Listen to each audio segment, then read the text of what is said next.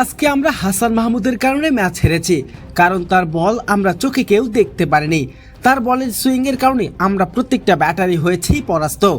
আমরা কেউ বড় ইনিংস খেলতে পারিনি, তবে হাসান মাহমুদ একদিন বিশ্বের সেরা বলার হবে। উপস্থাপন করা প্রশ্নের জবাবে কেঁদে কেঁদে এমনটাই বললেন অস্ট্রেলিয়ার টেস্টের অধিনায়ক প্যাট কামিন্স।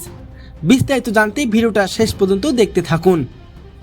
টসে হেরে টপ অর্ডারের ব্যর্থতায় প্রথম ইনিংসে ধুঁকতে থাকে শক্তিশালী অস্ট্রেলিয়া। বাংলাদেশের বোলারদের দুর্দান্ত বোলিংয়ের তোপের মুখে পড়ে প্রথম ইনিংসে মাত্র 197 রানে অল আউট হয়ে যায় ক্যাঙ্গারুরা। এরপর নিজেদের প্রথম ইনিংসে ব্যাটিং করতে নেমে অধম্য বাংলাদেশ গড়ে তুলে পাহাড় সমান রান। ব্যাটসম্যানদের দুর্দান্ত পারফরমেন্স স্কোয়ারবোর্ডে জমা হয় 427 রান।